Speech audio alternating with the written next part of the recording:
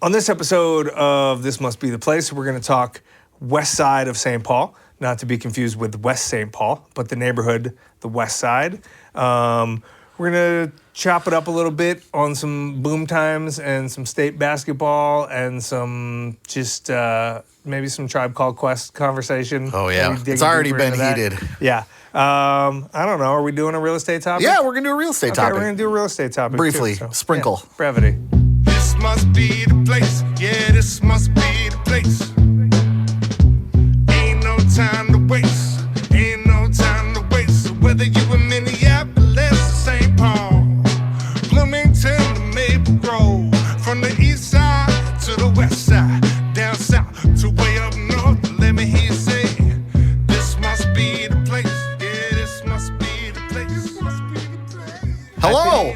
Hello. Hey. Hello, and welcome to This Must Be the Place, the only Twin Cities real estate and real estate adjacent podcast where one of the hosts thinks pain Phelan are two words most associated with being in your 40s. It's true. That's one of your better ones, man. Thanks. I've been working on Got a pain that in one. my back and my knees are failing me. Exactly. My eyes are failing me. Yeah, it's pretty good, It's man. pretty good. That It's is pretty pretty good. good. Pain Phelan. What do you know about pain failing? This is not an episode about pain Phelan. I know, but what do you know about it, man? Shout out East Side. Yeah, I don't know as much as you, for sure. I don't know a ton about it. I know there's a lake there called Lake Phelan. There is a lake called Lake Phelan. There's Phelan Boulevard. There's some good ass restaurants over on that side of town. ESB, East Street Bar. I think it used to be called something else. Are we going to start a new Cook St. Paul? was over segment there. called Restaurant Roundup? We probably should, man. I don't care about anything else. Like, yeah, I know. Shopping is cool, but the restaurant scene here is so good. I There's so know. many. And for all you younger listeners, if you're like Casey and myself, the older you get, the more food focused you become. Yeah. Like yeah. I look forward to I menu plan every week on like Sunday. For the whole week, I've got a little dry erase board Yeah. magnet on my refrigerator Yeah. that is compartmentalized by day. And I meal plan for the week because I know the nights that we're all going to be home together as a family. And then I go shopping for all those things, and I wake up and I am so excited for dinner. It's That's a sad state of affairs. I know. Because in my mid-20s, nothing. I couldn't have cared less. It's funny how much life changes from 20s to 40s, and how in my 40s, looking back, I don't miss that shit at all. No. It's way better. Way better now. Way better. Yeah. So if you're in your 20s and you're like, oh, I'm getting tired of this, just know, man, your 30s are generally better. No, 30s I think are not as good as your 20s, but your 40s are better than both. Combined. I totally Yeah. agree. I don't know how we got off on this tangent, but Pain Phelan. Phelan. I got Phelan eyes I and totally agree because a in your pain in my your sphylacus. 30s, you're growing up a little bit more and you're making a little bit more money. Yep. Because in your 20s you're broke. Yep. Except for all you silver spoon kids out Spooners. there. We call you spooners. But you really don't start to like make money until your 40s. Again, this is a broad brush stroke. Yeah, you're painting broad brushstrokes here. Yeah. Lots of 40-year-olds And listening. then you start looking forward to dinner and going to bed early. It's fantastic. So today, this must be the place. We are going to start with Neighborhood Watch, one that I've been excited about. You've been itching for I've this? been itching. And now, This Must Be the Place presents Neighborhood Watch. Because I know about it. I've spent a lot of time there. I know because I know but about it. I don't know, but I wanted to dig deeper. I wanted to roll up my sleeves. You didn't have to Wikipedia this one? You were not going to just I read don't even think I verbatim? used Wikipedia on this because there's such a rich tapestry A of dearth. No, dearth means Yeah, we did this before. I understand. there's a rich tapestry of bounty. online art, a bounty of articles, Yes. and that I was able to dig through to just read all about it. And of course, we're talking about the West Side. West Side. Our video, or our audio listeners don't know this, but I remember when Tupac Shakur did this in a video, I perfected it. And Did you when you first did it? Did you have to manually? Of twist your course, fingers? because he did it with his ring finger behind his middle Oh, finger. you like. I did it just studied. like him. I studied Okay, it, all yeah. Because it's easy to put your middle finger behind Yeah. your ring finger, but Yeah. it's harder to put your ring finger. Where'd you grow up? St. Paul until I was in like 4th grade, Okay. like by McAllister. Okay. And then Mendota Heights, Oh, so which nothing is like where some- Tupac came from. So,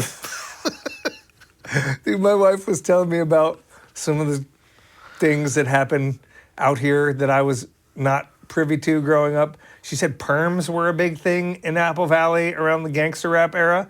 I just imagine a bunch of like Eazy-E, Rosemont and yeah. Rosemount and Apple Valley white kids no. who are now Trumpers rocking no. perms and yelling the N-word, man. It just Oh God, that's made me cringe a little bit.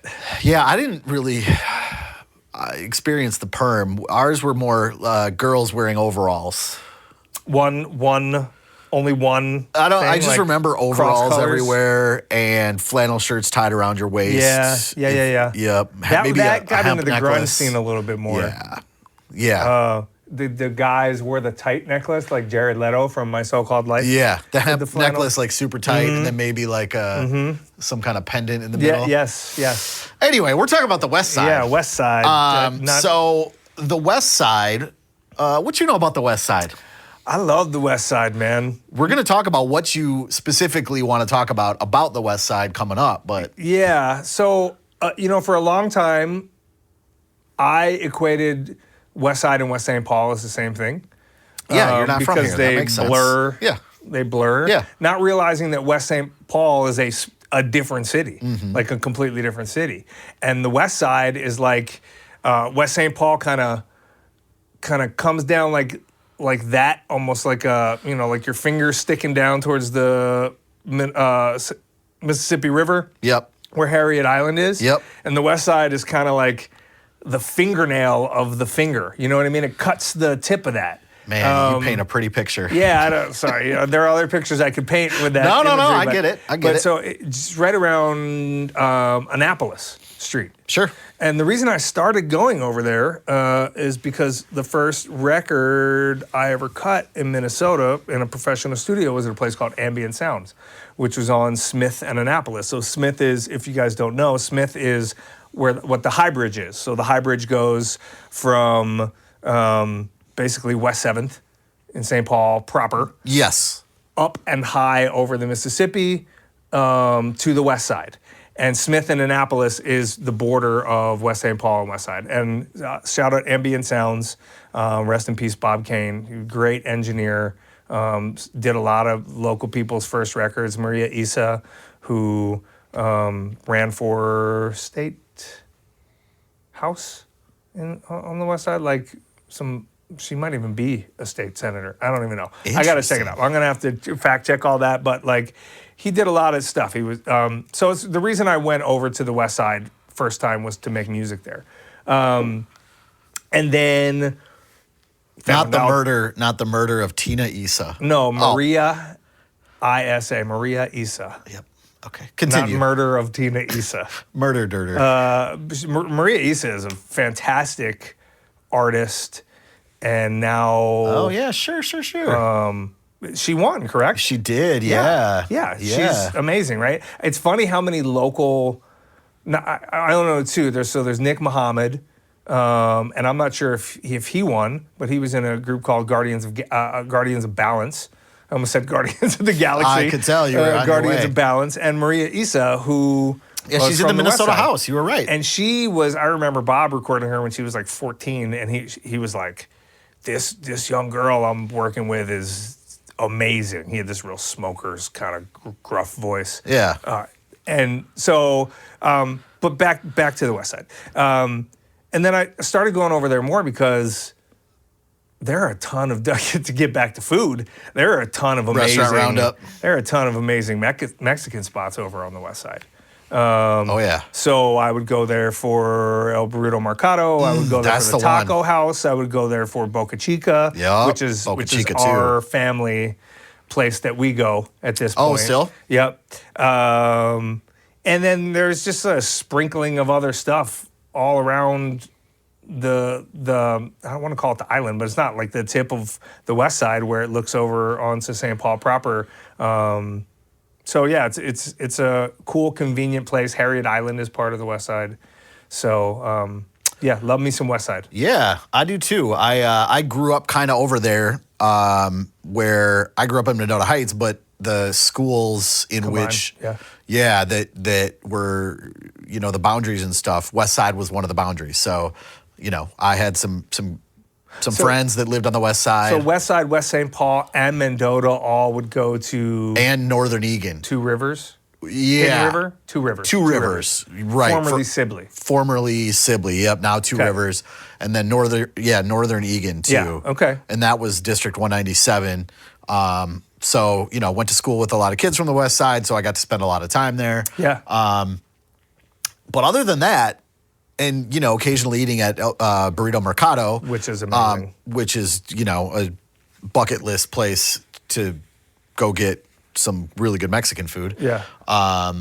I didn't know a whole lot about it, and I kind of knew, like, obviously the High Bridge, sidebar, hilarious High Bridge story.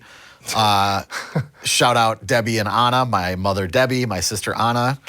On my birthday, I'm gonna call it 1990. They threw you off the high bridge? My birthday's in January. Okay. It was a friggin' blizzard. Like, again, in my memory, it was a blizzard. It was snowing so much. Okay. My mom's car ran out of gas on the High Bridge. That's not a bad place to run out of gas, only because gravity will take you downhill if you needed to. We went up, brother. Oh. I guess we must have been closer to the high To the side of the top? High Bridge. Yeah. That's a steep incline. I man. know, but then some dude picked us up, which Okay. apparently in the late 80s, early 90s was just, we were somewhere between hitchhiking being okay and not. So Yeah. it was kind of a gray area. Yeah. And, drove us up to the local gas station right at the top there. I think it's a Speedway now or It whatever. is, but yeah, it was I don't remember what it was Super then. America. Yeah. But, yeah, that's, reliving childhood trauma. I think if I ran out of gas on the high bridge, I'd coast it back down to the other side, man, make a game out of it. I'm not sure I'd do that in a blizzard, Yeah. but it seems like you could make it to what used to be. I don't know if it's still a Mobile down there across the street from United. Yeah. Down by, is or that Bonfie down there? Children's Hospital? Yeah. Yeah. Seems like you could just coast through a bunch of lights and Sure. make it there. Maybe bang into some cars. Yeah. Anyway, so at the end, and my other experience with the West Side is at the top of the High Bridge, hanging out on the 4th of July a couple years, because not many better places in the Twin Cities to see fireworks. Cherokee Park. Yeah. Yeah. I was on the other side of the High Bridge from Cherokee Park. Okay. When I would watch fireworks on the 4th of July. But regardless, that's the spot, because they're That's shooting when them they used off to in do it over- downtown, Yeah. and you are up. Yep. So the perspective you get is really cool. But I looked into the history of the West Side Flats, which I had only heard of. I didn't know what it meant. Just the bottoms. Right, because what we've been flooded all the talking time. about, the top of the High Bridge is kind of the bluffs, right? Yeah, you're probably 150, 200 feet up? I mean, it's up there. Yeah, you're up there, yeah. But at the bottom of the bluffs was the West Side Flats. Yep. And again, you already know more about it than me, because you said it used to flood a lot. I didn't even know that. I had just heard about it. But it was like one of the coolest spots in the Twin Cities, man, from the 1850s to the 1960s. So 110 years, it was this area across from downtown St. Paul. Yeah. That it was very poor. Yeah. Because it flooded all the time. All those flats are, right? It reminds me of Bohemian Flats when you drive along West River Road. Yeah. That Exactly used to right. flood all the time. Exactly too. right. But at the same time, obviously it was impoverished and it had a lot of problems. But it turned into this like pseudo utopia of polyglots. What? Polyglot, people that speak a bunch of languages. That's a thing? Yeah, polyglot. Okay. But it I thought it was called multilingual. I mean, to the layperson. But I'm gonna fact check you on this. Go ahead, Google a polyglot. Irish, Jewish, Mexican, Eastern Europeans. They kind of, for everything I read, and I read a lot about.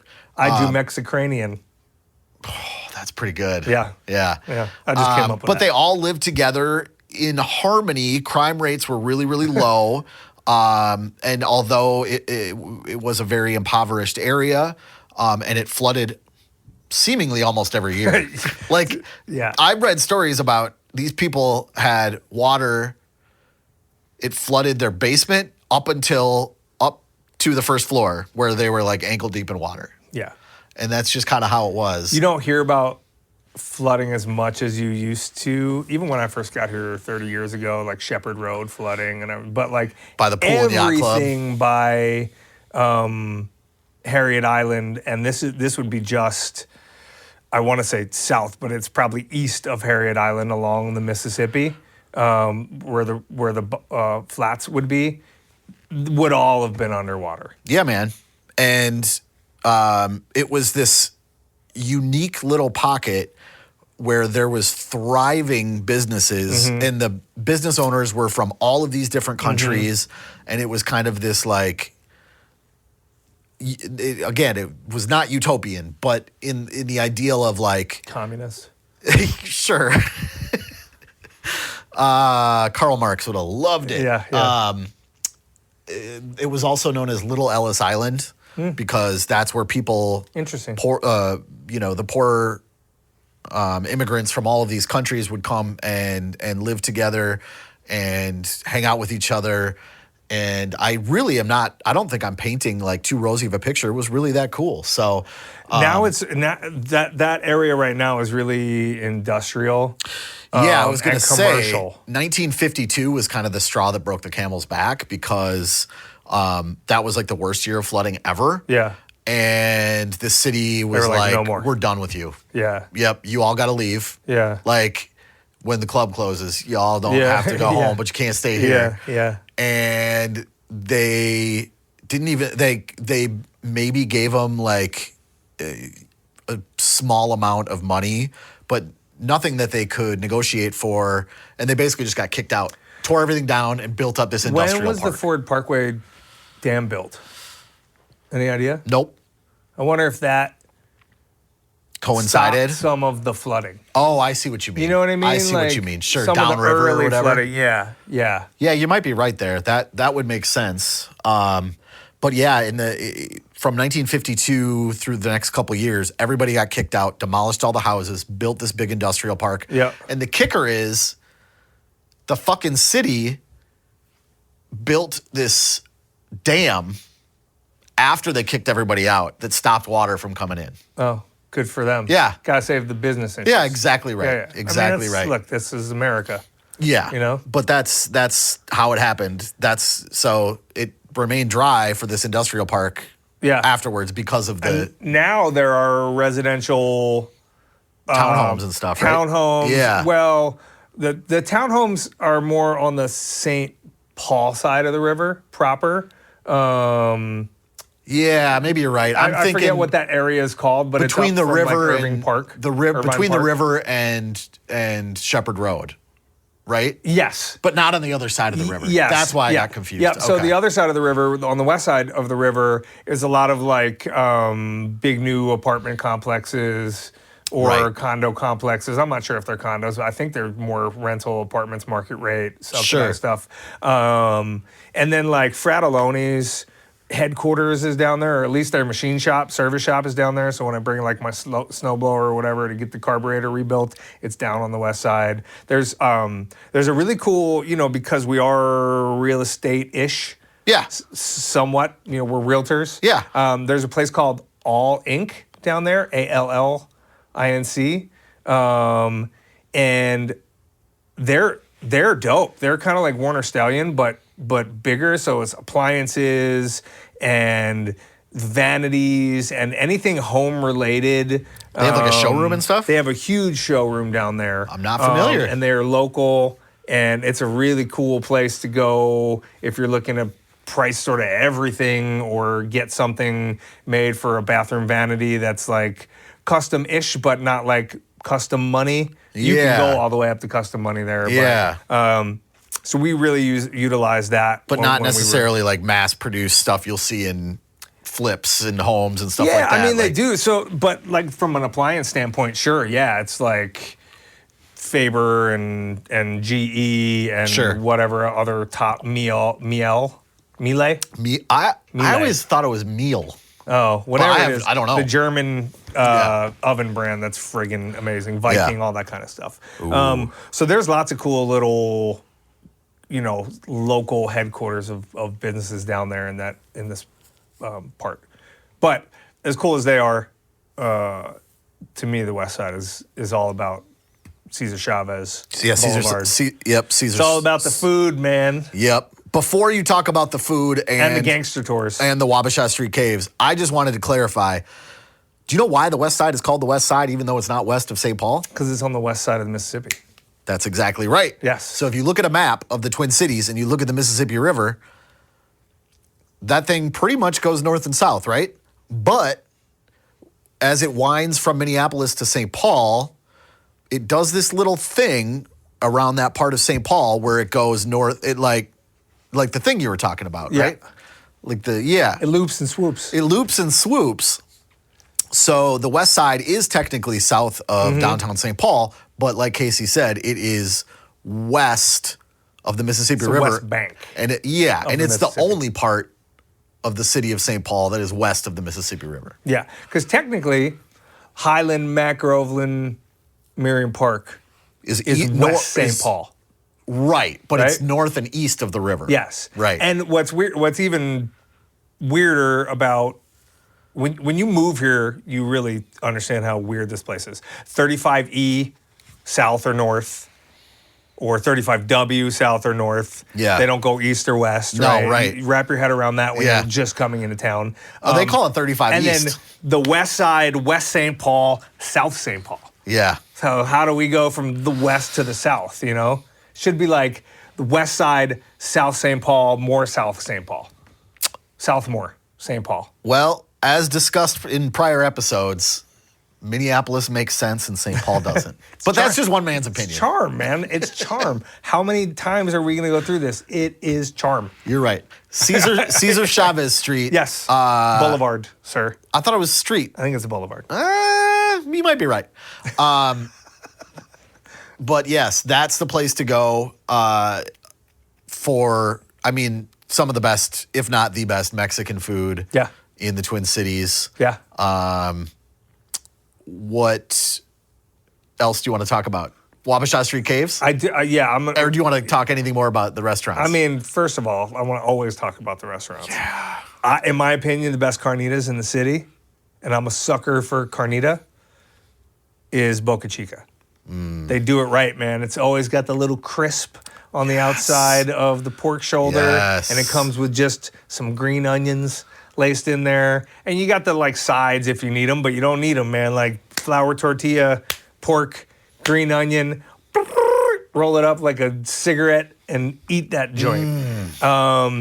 Their salsa at Boca Chica, the mild salsa, I swear to you, I need to find a way to steal the recipe. Boca Chica. We order from you 15 times a year, probably, and we always get the pint of mild salsa, sometimes 2 pints. Sometimes my mother-in-law, for a Christmas present or a birthday present, she'll just show up with the bag of chips and the gallon of salsa from Boca Chica, and it's the best present I get.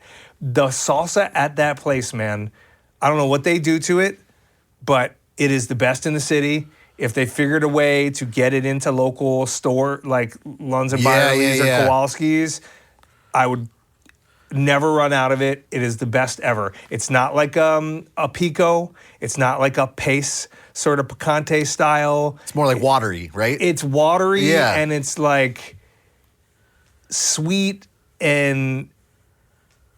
but like enough spice. It's I haven't so been to good. Boca Chica in forever. It's so good. Ever. I love it So there, this man. is like, And plus their I'm hungry patio's right great now. in the summer. Love Boca Chica. Shout out Boca Chica. Taco House is their sister restaurant. So if you want quick tacos right down the block, you get some tacos. And then Burrito Mercado obviously Yeah. is a great market, right? Yeah. For you to go and actually buy some stuff. But they have like the little food place in the back where you can get some incredible burritos and other Mexican fare that's equally as phenomenal. So those 3 little places along that street are worth the trip if you're into Mexican food. My wife just got back from Houston and San Antonio. Oh, yeah. And she's like, everything I had there, like, call me crazy. I like Boca Chica. Oh, and Burrito really? Mercado I was better. going to go the opposite way. Like, I've heard Houston is Nope. like... She might have not gone to the places. I just heard the Houston food scene because it's so more Southeast Asian, I think, right? For Houston. The Houston food scene is incredible. Yeah. One of her favorite restaurants ever is in Houston. Okay. But she's just talking about I'm going for Mexican. Sure. Because there it's real Tex-Mex, like over the top Tex-Mex. Yeah. And yeah, she prefers, she prefers here. Love it. She's from here. But There you go. Wabasha Street Caves, you ever been there? I went to a wedding there once, and it was super cool, Yeah.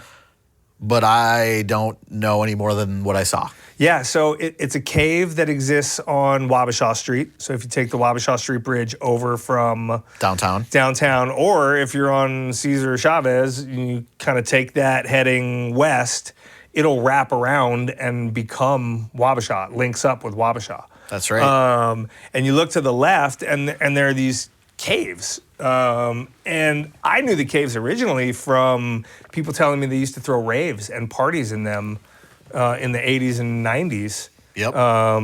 And they have on the exterior of this cave, they had what appeared to be like an old castle built into it, or this old sort of house.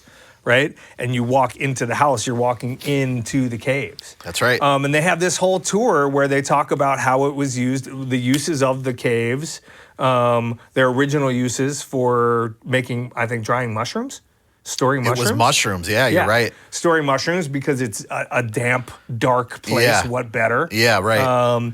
And then ultimately, when St. Paul became a sanctuary city for Chicago gangsters like the Ma Barkers of the world and the Al Capones and the John Dillingers. Yeah. This cave became like a speakeasy for them, right? So it's where they could go and they could drink and they could gamble, and they would get tipped off to any police activities that would happen. And they set up this whole nightclub in there, man. And it's pretty friggin' sweet. Yeah, it's like great. the sound bounces off crazy, but I could see some killer parties happening there in the 1920s during the Prohibition era where they're making their own alcohol. Yeah. And just some flappers going on Yeah. and some jazz playing and Yeah. gangsters getting in fight. There have been multiple shootouts in there. They can point to where bullet holes are still lodged in the walls. And ultimately the cops came and shut it down. Yeah. And now it's used as an event center. It's been many things over the years, but now it's like an event center, a wedding venue. Correct. And like a tour that explains to you some of the gangster history of St. Paul, which I always find really interesting, not being from here, knowing that there are literal tunnels on the east side of St. Paul, dug through stuff where they could go from house to house to escape police presence if needed be. John Dillinger getting shot out off of Grand and Lexington? Lexington in Yeah. St. Paul. Yeah. And then the Wabasha Street Caves. Super cool. And you can book a tour there. They're open, I think, year round. Yep. And it's worth an hour and a half of your time if you're into the history of St. Paul and like the off the beaten track history, off the beaten path history of St. Paul. Go get married there, guys. We like that here. What's that? Nina and her brothel and get the gangster tales, and there's a lot of like underbelly history of St. Paul in particular. Yes, Minneapolis too, but I think St. Paul more so. Because or St. Paul more so, yeah, for sure. was it a bigger city back then? I don't know. I don't know from like a standpoint. It was certainly more like a more gangster city. Yeah, and the it had to have been reciprocity. bigger at some point because, I mean, it was a city first, right? Yeah, and it was the capital for a reason. Right. Yeah, and then they screwed that up by not developing anything and having it be this sleepy little town that it is now. That's charming. It's super charming, and it's like kind of it. like a big little like a big little town. Yeah. Right. Yeah, it is. Yeah. Everybody knows each other, even though they don't. Yeah. And you run into people all the time, and Yeah. you're like, "Hey, Saint Small. There we go. That's what That's we call it. Yep. That's what we call it on our side of the river. That's right. Saint Small. What do you call Minneapolis? The City of Lakes. Oh, yeah, that's good. It's pretty good. Yeah, it's pretty good. Yeah. I don't think it's Minneapolis. Thank you. I buddy. love Minneapolis. Thank you, buddy. I think it's a great place. I love St. Paul. I love visiting Minneapolis. I can't wait to visit the West Side and go to Boca Chica and then Dude, go we should, back to again, Minneapolis. we talk about this all the time. We need to do a location. We're gonna go get sandwiches today after the We pod. are. Where are we going? Clancy's. Clancy's. We're gonna go to Clancy's and get some Yeah. roast beef sandwiches. Yeah. That's the West Side, man. Love the West Side. Visit the West Side. Go to the Spend West your Side. dollar in the West Side. Yes. The Robert Street sort of viaduct. I don't know if it's a viaduct. I want to call it a viaduct. But the bridge that goes up from Ceasar Chavez, the road that cuts up the hill, and there's those vibrant like murals of like Yes. Aztec murals. And like Yes. there's just so much cool stuff over there. You know what else we didn't even talk about? Since we are realtors, friggin' buy a house on the West Side. Yeah. You can get a beautiful, Yeah. old, character-rich house. In fact, full on the cheap, relatively. I just did an off-market deal for some of my lovely buyers. Oh, say more. Yeah, an incredible 100-plus-year-old house, 4 beds, 2 baths, finished basement, attic that's going to be finishable. And it was a killer deal. And if that was just across the road or the river in the Matt Groveland area or West 7th, you'd be paying more for it. Probably like 150K more. And you get the views over there. Right. And you get Amore Coffee. Amore Coffee. Amore Coffee. I feel like what's her name from Schitt's Creek? I never watched Moira. it. You never watched Schitt's Creek? I watched it in the background, and Dude. my wife watched it. I thought it was Watch it. horrible. No, you're wrong. I'm not interested. You're wrong. Anyways, Amore Coffee or He's still doing it. coffee. Amore. I'm gonna call it Amore. My sister Amore worked with an E. there. It's a At Amore it's a Coffee. dope coffee spot. Yeah.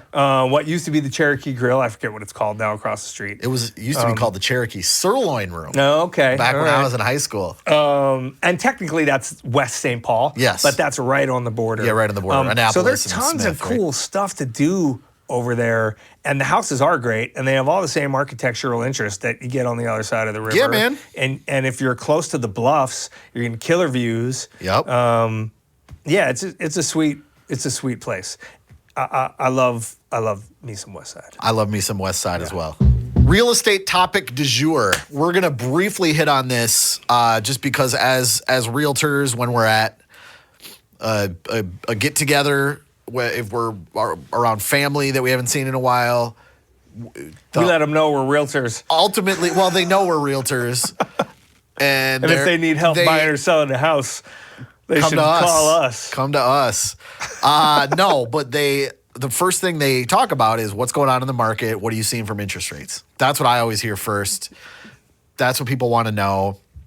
So we just wanted to kind of talk about interest rates briefly and what I put in quotation marks on the Google Doc as the new normal. For now. For now.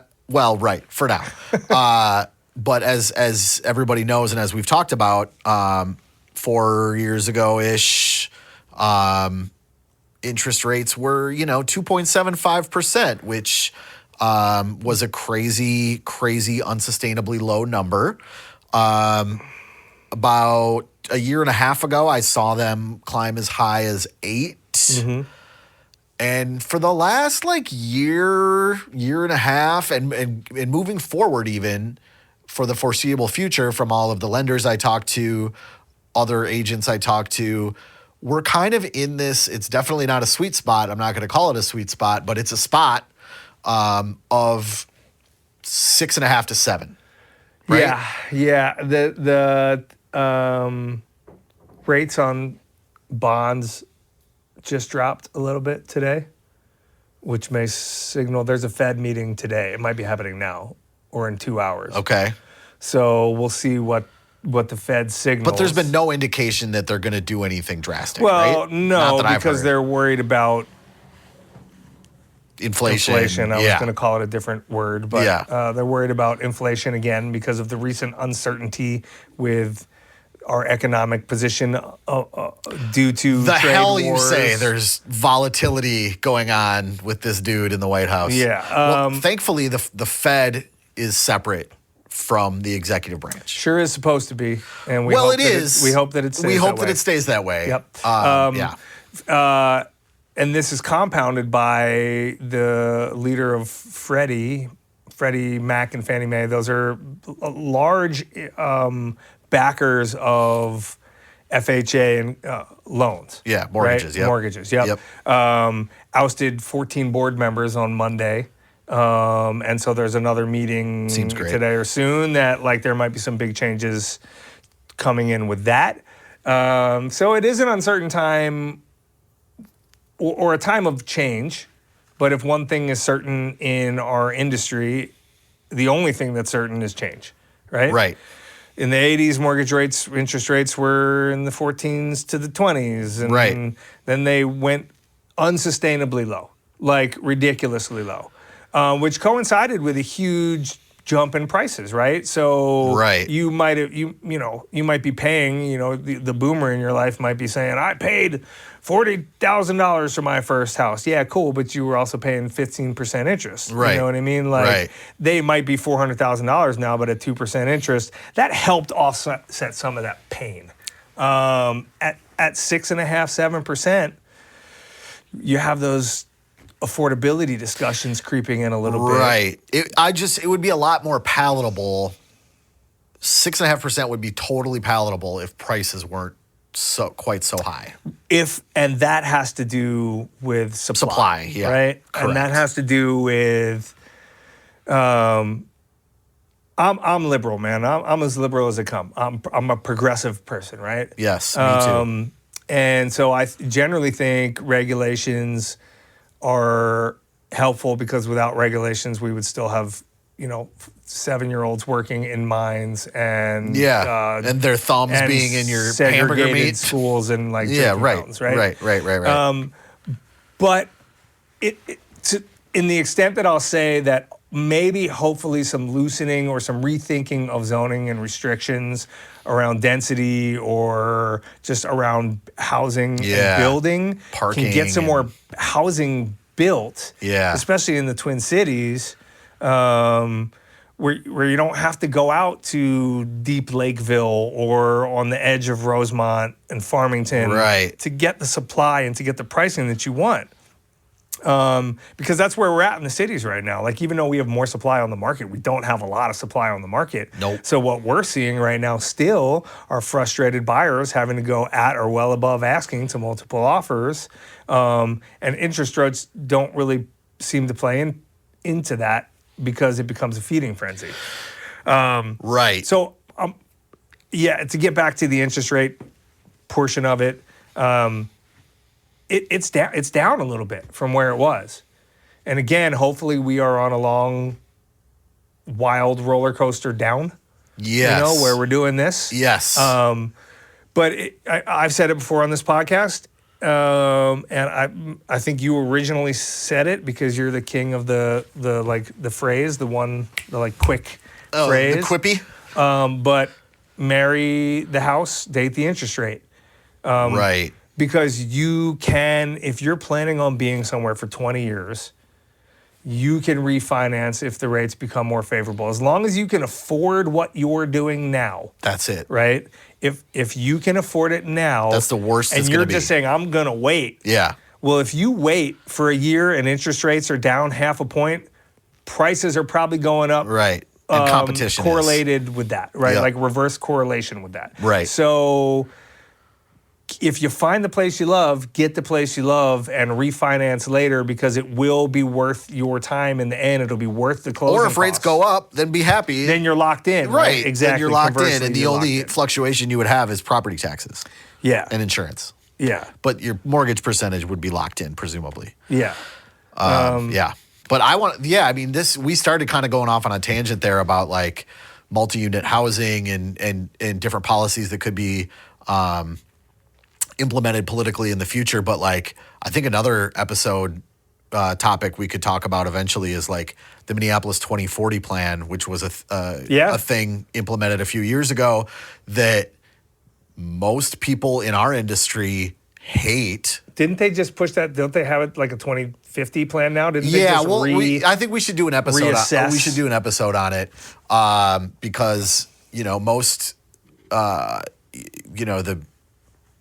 the Minneapolis Area Association of Realtors and most greedy realtors I wanna really get- don't like that at all. And I want to talk about why I think it's been I want to beneficial. get in. I want to get into this a little bit.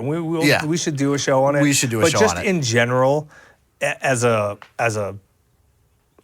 talking point. Yeah. If you watch this pod, if you listen to this pod, you know us. You know who we are as people at this point. I fundamentally disagree with the lobbyists in our industry. Right? I do It too. is good for our bottom line. It's fucking bad for people. Right. At the end of the day, point. That's the point. People over profits all day, every day, at the risk of my own profit, at the risk of the money in my pocket. Correct. To know that there are certain things in place that are socially responsible for me takes precedence every time. And I'll use that as a plug point. Like if you find this industry distasteful because of that, because there are unscrupulous realtors. Yeah. There are people only focused on the sale, only Right. focused on saying the thing that gets the document signed, the contract signed, and money to change hands. Like we are too transactional as a society, I think. And I think that if I, and I'm sure you, can be a pushback to that in any way, shape, or form, that's kind of I'm what excited, we do. dude. I always talk about like bringing balance to the force Yeah. of this industry. Yeah. Like truly that's what we do. And if you're a realtor and you feel that way and that's your MO and your outlook, hit us up. Like let's link up, let's build, especially out of town referral realtors, because we are actively trying to build a referral business Yes, that we are. we work on. Not because I want to refer people because it's a great business model and it's getting money in. If I know somebody who's moving to another state and they have a certain outlook and a certain ethos and a certain moral code or ethical code or whatever, I want to make sure they are taken care of by somebody that feels the same way, that Yeah. has their best that will do interest right at by heart, them. Yes. will do right by them. Not by themselves. And I don't want them to be tricked by the salesmanship. So Yes. if we take on that responsibility to find that, we take on that responsibility to find that, and everybody's happy. Sorry to get off on that tangent, but every time I can Hey, talk man. about that, I will, because love it. I really believe that. And I think to tie a brevity bow on that, we all do better when we all do better. Yeah. I mean, it sounds trite, but it's true. Yeah. Yeah. Want to do some boom times? Yeah. Yeah. Boom times. Welcome to Boom Times, a segment called Boom Times, Boom Times. What do you got? BMTMS. No Boom O's. times. No E's. Books, Only. movies, Only often movies. TV, music, and sports. We're just going to talk about TV. things we've been consuming lately. Interestingly enough, sports. Oh, yeah, right. Interestingly enough, movies. And extreme sports. Extreme sports. That's what it was. That's what Extremely sports. What's been going on, man? What have you been consuming lately that you want to talk about, good or bad? Usually it was. good. Minnesota high school basketball. Okay, I don't know anything about this. The section finals happened last week. State tournament. Girls and boys. Girls and boys. State tournament started last week. This week. Who do we like? I will say- Totino Grace, Tartan. No, so Creighton. I have no I think idea. Creighton's going to win it all. I'm just naming high schools I know. Creighton's going to win it all. Okay. 4A. 3A. Seems rigged to me, My but son whatever. has money on, figuratively, on Orno. Because they got this kid, Nolan Groves, who dropped 40-some on De La Salle. And though my son said they gave him every call possible, if you breathed on him, he got the call. The kid dropped 44. He's an extremely good player. And 4.0 plus GPA, full ride to Yale. So he's Yale's a Cinderella pick this year in the NCAA tournament. So they might make some noise. So, but I'll say, the section finals, dare I say, better than the state tournament. And this is why. In Minnesota, the top teams don't always make it. So in 4A, you had Hopkins and Wayzata playing for the section finals. Hopkins was ranked either number 2 or number 3, I think number 2, and Wayzata was ranked number 3. Hopkins had 1 loss on the season. That 1 loss came to Wayzata. They split their season series. Hopkins lost. In a thriller of a game, J.J. Semenko iced a 3 from the corner. I don't know what you're talking about. My buddy Jesse, Big Jess, Unknown Prophets of Northeast fame and local hip-hop legend, his son is a killer player. One of the best players on the team. They got 3 kids that are just incredible players. End of the game, they're down 11. They're bringing it back. They're down 3. JJ gets a pass in the corner, pump fakes this kid, comes flying at him, and just ices the 3, dude. Tie ball game. But then Wayzata comes back down the floor, and their best player, I forget his name. He's a junior. Pistol Pete Johnson? No. It's I'll figure it out when it's later. But Christian something, I don't know. Hits a 3, ices it. Like, we're talking in the final minute of the game. It was an incredible game, and Hopkins doesn't get to go to the state tournament because they lost that. The 3rd best team in the state does not go to the state tournament. Doesn't seem right. Section finals are more exciting somehow than the state tournament. But the state tournament is really it's impressive watching these kids play basketball. So if you're into high school basketball, go watch. You'll see the rising stars, the kids that are going to be D1 players over the next couple years, D2 players, D3 players at St. John's and some of the better D3 schools around the country. And we got some good ballers here. So that's what I've been watching in anticipation for... Because you can't watch his professional team because they're a bunch of suckers. I don't want them to win. We shut down Paul George, Embiid's shut down, Maxi's going to be shut down. We caught a win the other night over... a good team. Houston. No, we lost in overtime. Oh, okay. We caught a win, and we tried our best to win. The guy we just got from Quentin Grimes. Dallas, Quentin Grimes, dropped 45. Yeah, he's a maniac. He's trying to screw us here. We're tank for the top pick. You're not going to get it, though. You're going to be too good, and you're going to lose your pick to the Thunder, and you're going to have no first-round pick. You realize that we are 5th right now. Yeah. We have a top 8 protected pick. Top 7 protected. Top 8 protected. Yeah. Which means if we're 8th, but here's the thing. If we're 5th, we have a 60-some% chance of keeping that pick. People don't care about us talking about the NBA. Anyways, March Madness also officially started, and I love that time of year. Great college basketball going on. So it's been basketball all day, every day for me when I'm not knee-deep in house stuff, which is a lot right now. And I don't, as the alternative, don't care anything about college basketball or high school basketball. Okay. Doesn't mean it's not good. High school water polo? I would rather watch high school basketball than college basketball. Sure. I'll tell you that. BooMTimeS wanted to talk about Sean Baker. BooMTimeS. Do you know Sean Baker? Is that Anita Baker's son? No, I don't think so. Oh. He's a director. He's a movie director. Oh. He directed a movie called Honora, which won Best Picture. That was a great movie.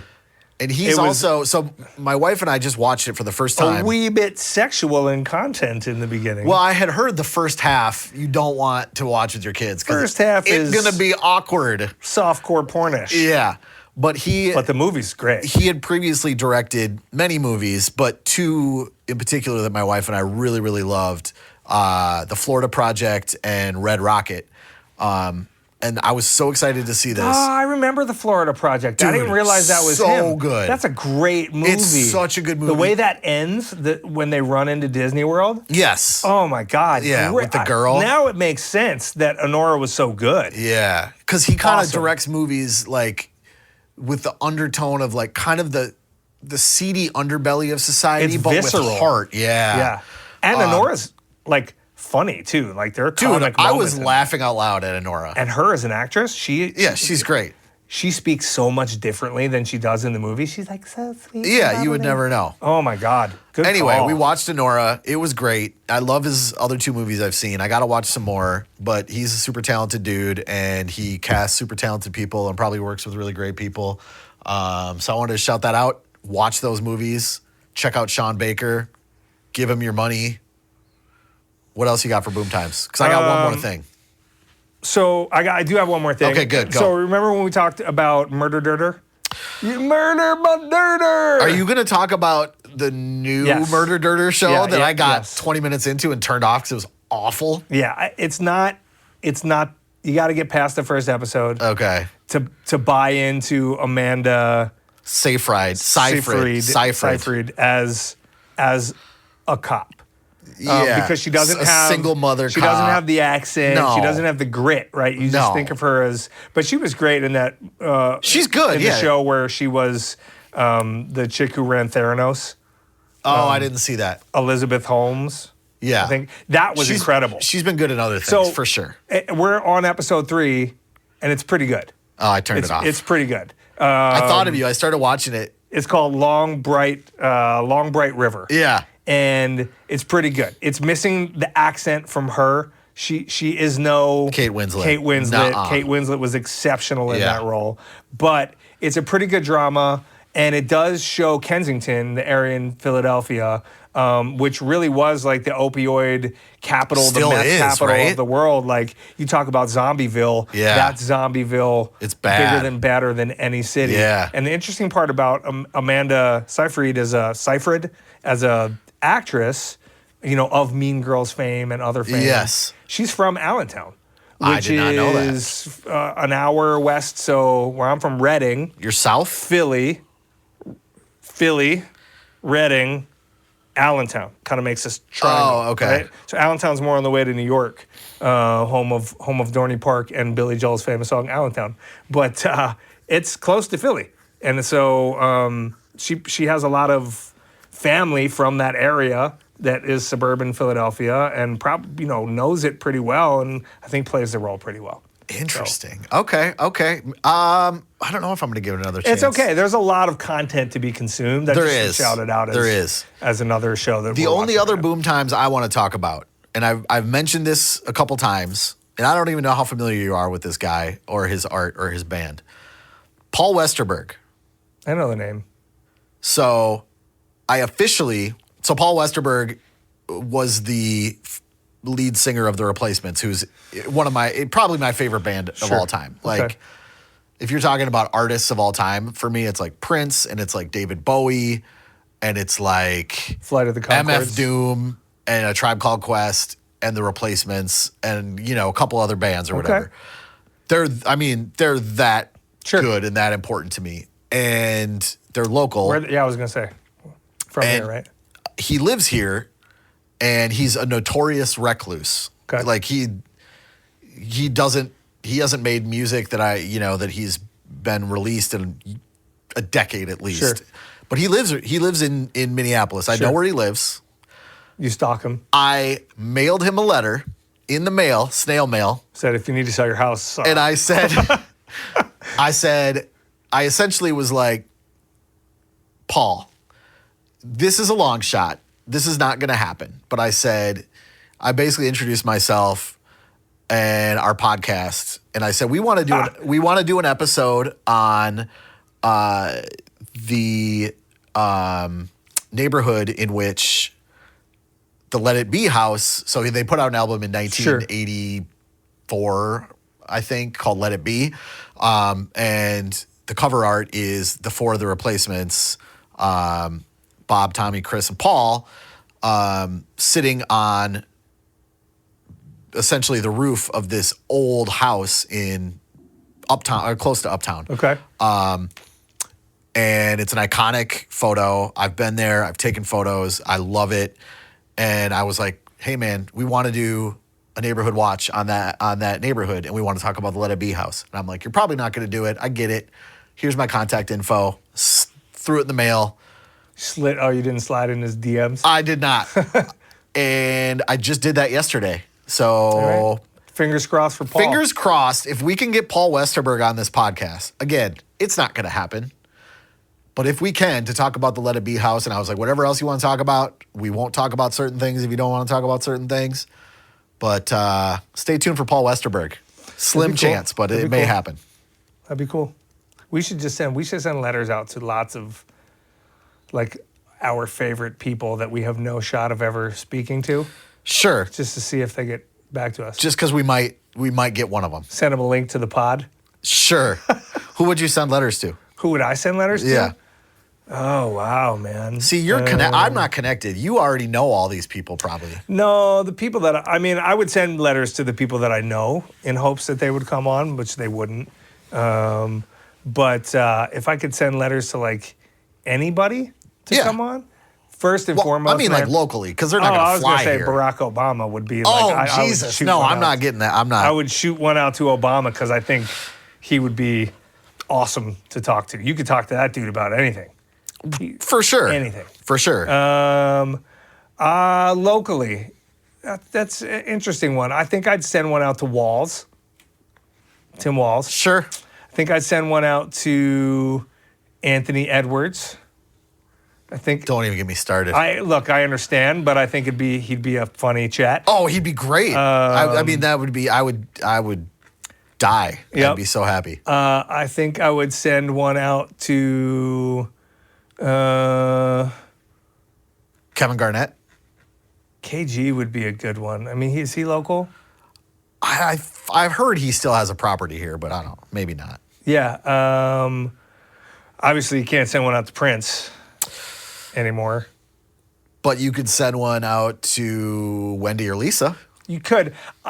Truthfully, man, I think Slug, Sean Daly would be a very interesting, him or Brent Sadiq, who is the head owner of Rhyme Sayers. Oh. Either of them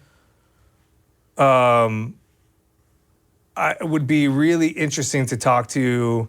Another guy who I know who would come on this, his name is Shaka. He was in a group called the Micronauts, which were very formative to Minneapolis and the development of the hip hop scene here. All three of those guys could provide such cool stories and perspective on what it was like, sort of. And I don't want to minimize what other artists have brought to this community and helped pave the way to like what it ultimately become. Yeah. But Brent and Sean, or Sadiq, I'm sorry, dude. Sadiq and Sean, and probably to some extent Ant, the producer, would provide just, I think, amazing perspective on what it takes to go from like nothing, no respect, to all of a sudden like world touring, biggest independent hip hop label in the world, domination for what that's worth. You know, to go from 7th Street entry to selling out rooms in Australia and doing it all independently and self-created and building that local empire. That would be great. Would be really cool to hear about, because for so long, so many artists were in the like hurt feelings era or the like their business people era when I thought they were friends, so they didn't help us, or they, you know what I mean? Like, beyond all of that, just seeing what it actually took and what it was like and having that discussion, I think that would be great. Yeah. So maybe I will reach out to them because it'd be fucking cool. It would be. And also, quick shout out to 7th Street Entry. I am taking my daughter there for the first. She's never been. She's never been to like. She's been to big stadium shows, like but never a small Taylor show. Swift and the Chicks or whatever. Yeah. But she's never been to a small show. Yeah. And I'm like, get ready. All It's right. you're gonna because my wife, takes her to the big stadium shows and she has a great time. And I've always been like the little club kind of guy. Yeah. And it doesn't get much smaller than that. That's all. She'll have a blast. Yeah, she'll have a blast. So we're doing that Sounds next fun, month. man. So All right. that's all we got for this week. Talk to you guys next week. This must be the place. Yeah, this must be the place.